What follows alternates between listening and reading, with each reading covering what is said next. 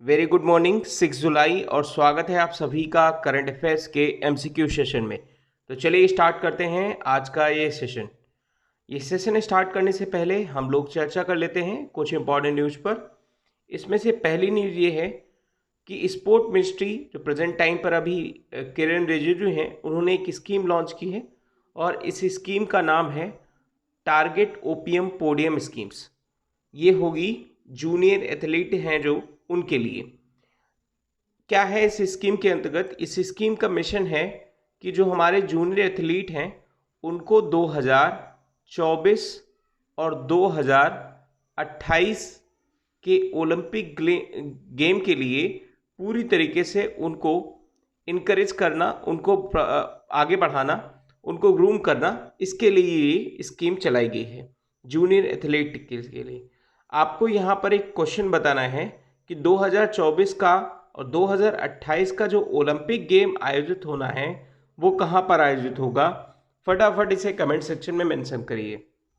Second news थोड़ी सी चिंताजनक है और ये है कोविड-19 के केसेस के लिए।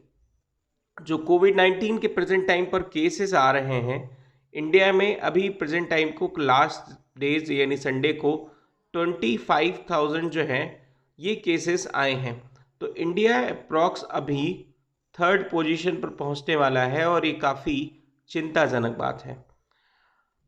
तो ऐसे ही न्यूज़ के लिए आप एग्जामशाला को फॉलो कर सकते हैं वेरी सोशल मीडिया साइट्स पर, जैसे कि इंस्टाग्राम है, टेलीग्राम और फेसबुक, जहां मिलते हैं आपको डेली अपडेट और अपडेट आपके एग्ज़ाम के पॉइंट ऑफ व्यू से काफ़ी इंपॉर्टेंट होते हैं।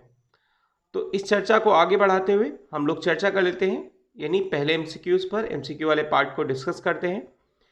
देखिए, इसमें से पहला एमसीक्यू आपसे पूछा है कि नेशनल चार्टेड अकाउंट डे ये सेलिब्रेट किया जाता है कब। आपको यहाँ पर ये बताना है कि जो चार्टेड अकाउंटेंट डे है वो कब सेलिब्रेट किया जाता है। बहुत ही आसान सा क्वेश्चन है, आप बता सकते हैं। तो देखिए, इसका सही आंसर है क्या, 1 जुलाई।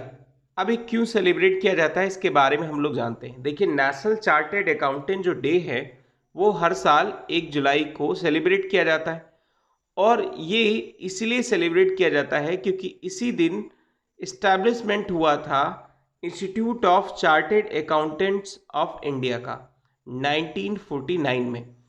तो इसी दिन जो इस्टेब्लिशमेंट हुआ था, इसके बाद ये सेलिब्रेशन होता है। देखिए, ये जो इंस्टीट्यूशन है ये एक तरीके की स्टैचुरी बॉडी है, यहाँ पर याद रखना है। और 2020 में इसका 72 सेलिब्रेशन हुआ है, 72 सेलिब्रेशन ऑफ द डे था। ठीक है, आगे बात करते हैं यानी क्वेश्चन नंबर सेकंड पर। तो क्वेश्चन नंबर सेकंड में आपसे पूछा है कि what is the theme of world allergy week 2020। इसका सेलिब्रेशन हुआ तो उसका क्या है।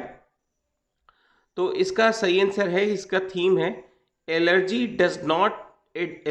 Care does not stop with कोविड-19।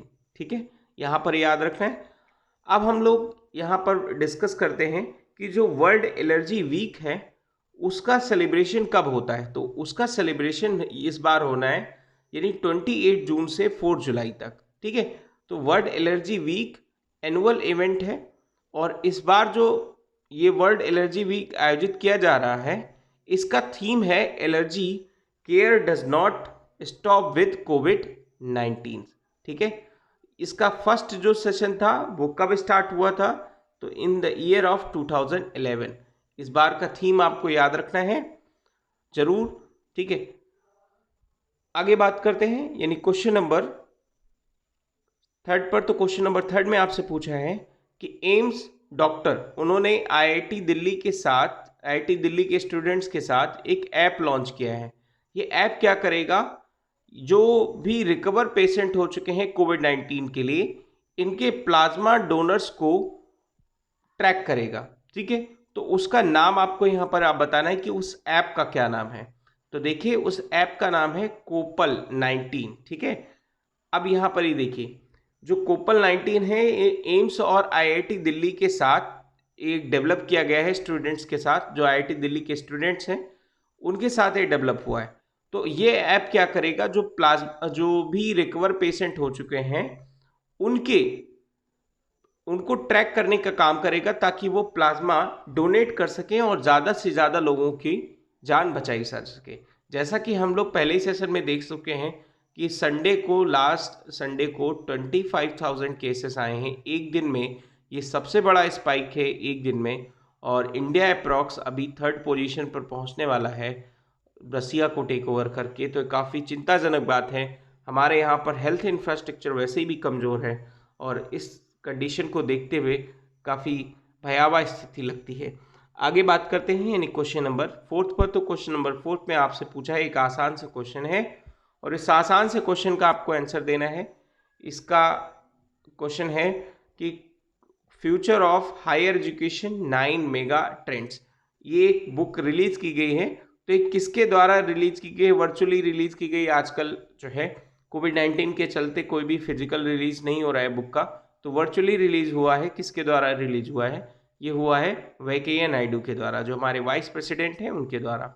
यहाँ पर आप बात देखिएगा, जो फ्यूचर ऑफ हायर एजुकेशन है 9 मेगा ट्रेंड्स है, ये बुक किसके द्वारा लिखी गई है? तो यहाँ पर ये चीज़ याद रखना है, CAV पट्टाभिराम के द्वारा ये लिखी गई है ये बुक, और इसको लॉन्च किया है M वेंकैया नायडू के द्वारा। ठीक है, आसान सा क्वेश्चन था, थोड़ा सा यहाँ पर याद रखिएगा। आगे बढ़ते हैं यानी क्वेश्चन नंबर 5 की तरफ। क्वेश्चन नंबर 5 में आपसे पूछा है कि इंटरनेशनल क्रिकेट काउंसिल के इस प्रेजेंट टाइम पर जो एंट्रीम चेयरमैन, एंट्रीम का मतलब है कि अभी फाइनल नहीं बने, कि अभी जो चेयरमैन थे उनकी जगह पर लिया है थोड़े समय के लिए। तो इसका सही आंसर क्या है? इसका सही आंसर है इमरान ख्वाजा। ठीक है, तो इमरान ख्वाजा प्रेजेंट टाइम पर यानी अभी जो है डिप्टी चेयरमैन थे, लेकिन जो प्रेजेंट टाइम के जो चेयरमैन थे शशांक मनोहर, ये अपने पद से हटा दिए गए हैं, मतलब हट गए हैं, क्योंकि इन्होंने 2 टेन्योर लिए हैं लगातार 4-4 साल के, तो अब इन्हों हटा दिया गया है। अब इमरान ख्वाजा नए इंटरिम चेयरमैन बनेंगे। अब नेक्स्ट चेयरमैन तक जब तक इलेक्ट नहीं हो जाता तब तक ये ICC के चेयरमैन रहेंगे। एक क्वेश्चन आप बताइएगा कि ICC जो है इसका हेडक्वार्टर कहाँ पर है, और इसका हेडक्वार्टर कहाँ पर है और इसका एस्टैब्लिशमेंट कब हुआ था? ठीक है, फटाफट कमेंट सेक्शन में मेंशन करिएगा। आगे बात करते हैं यानी क्वेश्चन नंबर 6 पर। तो क्वेश्चन नंबर 6 में आपसे पूछा है कि अभी हाल ही में प्राइम मिनिस्टर नरेंद्र मोदी ने एक चैलेंज लॉन्च किया है जिसका नाम है आत्मनिर्भर भारत ऐप इनोवेशन चैलेंज।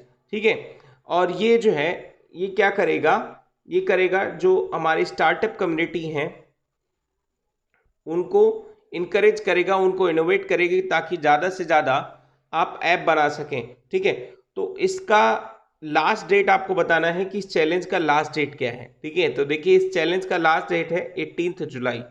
अब इसके बारे में हम थोड़ा डिटेल से चर्चा करते हैं। क्या है? देखिए, आत्मनिर्भर भारत ऐप इनोवेशन चैलेंज, इसका नाम आप याद रखिएगा। इसका मेन जो ऑब्जेक्टिव है वो ऑब्जेक्टिव क्या है? Support a build a strong ecosystem of Indian apps, मतलब इंडियन ऐप्स के इकोसिस्टम को स्ट्रॉन्ग करना है। ठीक है, तो इसके लिए क्या करेगी? जो मिनिस्ट्री ऑफ इलेक्ट्रॉनिक्स और जो IT टेक्नोलॉजी है, ministry of electronics and information technology, इसने पार्टनरशिप किया है किसके साथ? अटल इनोवेशन मिशन के साथ। ठीक है, तो इसके तहत क्या किया जाएगा? 2 चीज़ें की जाएंगी। फर्स्ट चीज़ होगी कि हमारे जो इंडियन ऐप्स हैं एग्जिस्टिंग, यानी जो पहले से एग्जिस्टिंग हैं, इनको प्रमोट करने का काम होगा। ठीक है, और ये जो ऐप हैं, ये ऐप जैसे office productivity, work from home, social networking, e-learning, entertainment, health and wellness, business including agritech, fintech, news and games, इससे रिलेटेड कोई भी एग्जिस्टिंग गेम्स ऐप हो तो उनको कैसे प्रमोट किया जाए, इस पर काम होगा। सेकेंड चीज पर जो काम होगा, development of new apps. Development of new apps का मतलब यहाँ पर ये है कि जो क्रिएटिंग न्यू ऐप्स हैं इनको किस तरीके से बनाया जाए और कौन कौन सी चीज़ें नई इनोवेट किया जा सकती हैं, कई आइडियाज़ ला जा सकते हैं ऐप में, इसके लिए चैलेंज किया गया है। तो इस चैलेंज को mygov.in पर आप जाके रजिस्टर कर सकते हैं, उस चैलेंज में पार्टिसिपेट कर सकते हैं। इसमें कुछ आपका लगभग जो प्राइस भी दिया जाएगा गवर्नमेंट की तरफ से, और इसकी लास्ट डेट यहाँ पर याद रखना है 18 जुलाई 2020। ठीक है, आगे बात करते हैं यानी क्वेश्चन नंबर 7 पर। तो क्वेश्चन नंबर 7 में आपसे पूछा है कि यूनियन जो गवर्नमेंट है, मतलब यूनियन जो मिनिस्टर हैं, किस मिनिस्टर ने भी हाल ही में स्पोर्ट स्पोर्ट जो मिनिस्टर ऑफ स्टेट हैं किरण रिजिजू, इनके साथ एक वेबिनार लॉन्च की है। इसका नाम है फिट है तो हिट है इंडिया। ठीक है, ये वेबिनार लॉन्च की गई है और ये सेशन लिया गया है स्कूल स्टूडेंट्स के लिए। तो आपको यहाँ पर ये बताना है कि जो मिनिस्टर हैं, कौन से मिनिस्टर ने मिनिस्टर ऑफ स्पोर्ट्स के साथ ये वेबिनार लॉन्च की है। तो देखिए इसका सही आंसर है मिनिस्ट्री ऑफ एचआरडी यानी ह्यूमन रिसोर्स डेवलपमेंट। जो प्रेजेंट टाइम पर कौन है? जी हाँ, रमेश पोखरियाल निशंक, उन्होंने और मिनिस्टर ऑफ स्पोर्ट्स यानी किरण रिजिजू ने एक वेबिनार लॉन्च की है। इसके बारे में थोड़ा सा हम डिटेल से चर्चा करें तो ये जो वेबिनार लॉन्च की गई है, इसका मेन एम क्या है? मेन कैंपेन एम है कि जो हमारे जूनियर एथलेटिक्स हैं उनको 2024 और 2028 के लिए ग्रूम करना। ठीक है, और इसका जो वेबिनार लॉन्च किया गया है #फिट इंडिया टॉक्स पर लॉन्च किया गया है। ठीक, आगे बात करते हैं यानी क्वेश्चन नंबर 8 पर। तो क्वेश्चन नंबर 8 में आपसे पूछा है कि किस बैंक के साथ इंडिया फर्स्ट लाइफ इंश्योरेंस ने कोविड-19 कम हॉस्पिटल कैश कवर क्रेडिट दिया है? किसके लिए? जो क्रेडिट कार्ड होल्डर्स हैं उनके लिए। तो यहाँ पर आपको उस बैंक का नाम बताना है। तो देखिए इसका सही आंसर क्या है? इसका सही आंसर है BOB यानी बैंक ऑफ बड़ौदा। ठीक है, इसके बारे में हम चर्चा करें अगर, तो जो India's first life insurance company है, इसके साथ अभी पार्टनरशिप की है किसने? बॉब यानी bank of Baroda financial service limited, जो कि एक बैंक ऑफ बड़ौदा की सब्सिडरी है। यहाँ पर देखिए, जो कि एक बैंक ऑफ बड़ौदा की सब्सिडरी है, इन्होंने एक इंश्योरेंस कवर दिया है। इंश्योरेंस कवर के तहत बताया जा रहा है जो BOB यानी बैंक ऑफ बड़ौदा के क्रेडिट कार्ड कस्टमर्स हैं उनको कोविड-19 के डायग्नोसिस यानी उनकी जांच के लिए और साथ साथ में हॉस्पिटलाइजेशन के लिए कैश कवर दिया जाएगा, जिसके तहत उन्हें कैश बेनिफिट होगा कितने का? 5,000 से लेकर 10,000 तक। ठीक है, तो ये चीज़ याद रखना है आपको। अब थोड़ा सा हम यहाँ पर बात कर लेते हैं India first life insurance company के बारे में। तो देखिए इसका हेडक्वार्टर है कहाँ पर? मुंबई महाराष्ट्र में, और इसके जो MD और CEO हैं उनका नाम है RM विशाखा। BOB के बारे में बात करें यानी बैंक ऑफ बड़ौदा, तो इसका हेडक्वार्टर यहाँ पर याद रखना है वडोदरा में है, और इसके जो मैनेजिंग डायरेक्टर हैं संजीव चड्ढा।